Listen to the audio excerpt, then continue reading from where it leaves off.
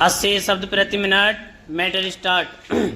यह विचित्र बात है कि एक और सरकार महंगाई को नियंत्रण में रखने का दावा करती है तो दूसरी ओर आवश्यक वस्तुओं की कीमतें लगातार बढ़ती जा रही हैं। इसका सीधा असर आम आदमी पर जरूरी खर्च में कटौती और आर्थिक परेशानियों के रूप में देखने को मिल रहा है। जब आय के साधन सीमित हों तो आम आदमी की यही अपेक्षा होती है कि जरूरी वस्तुओं के दाम उसकी पहुँच में हों ताकि सरकार के भरण पोषण का संकट पैदा न हो। मगर हाल के वर्षों में आम आदमी उस स्तर पर नहीं बढ़ी हैं जितनी तेजी से वस्तुओं की कीमतों में बढ़ोतरी हुई है। सरकार की ओर से सोमवार को जारी आंकड़ों के मुताबिक खुदरा महंगाई मार्च में बढ़कर 3.4% हो गई, जबकि परिवार में यह 3.2% के स्तर पर थी। खबरों के मुताबिक पश्चिम एशिया में संघर्ष से उत्पन्न संकट के कारण खुदरा महंगाई में वृद्धि हुई है। मगर सवाल है कि अगर सरकार आवश्यक वस्तुओं की कीमतों को नियंत्रित या स्थिर करने के लिए उचित कदम उठा रही हैं तो फिर महंगाई में उछाल कैसे आ रहा है।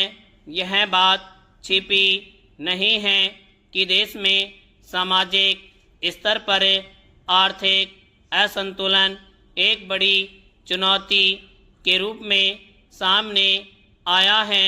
रोजगार और आय के मामले में देश की बड़ी आबादी के लिए स्थिति अब भी संतोषजनक नहीं है।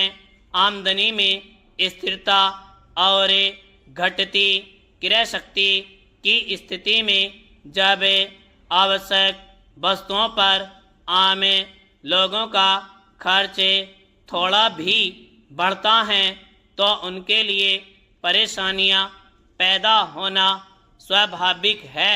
दरअसल मार्च में महंगाई के आंकड़ों में बढ़ोतरी का मुख्य कारण खाद्य पदार्थों की कीमतों में इजाफा रहा। खुदरा महंगाई से इस बात का पता चलता है कि उपभोक्ताओं की खपत और खर्च की स्थिति क्या है। यही कारण है कि रिजर्व बैंक अपनी नीति तय करते वक्त खुदरा महंगाई को ही व्यापार आधार बनाता है। सरकार का दावा है कि खुदरा महंगाई अभी रिजर्व बैंक के 4% के औसत अनुमान से नीचे बनी हुई है। मगर यह बात भी महत्वपूर्ण है कि अगर महंगाई दर 4% के दायरे से ऊपर जाती है तो फिर कर्ज के सस्ता होने की उम्मीद भी कम हो जाती है।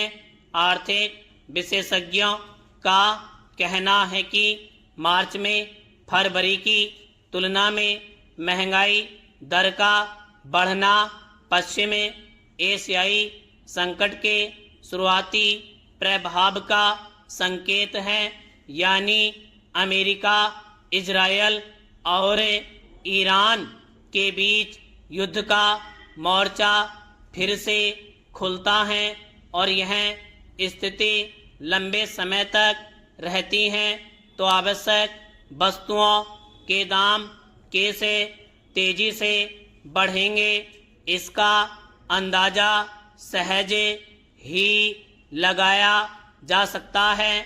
सरकारी आंकड़ों के अनुसार मार्च में आलू, प्याज और कुछ दालों की कीमतों की महंगाई दरें घटी हैं।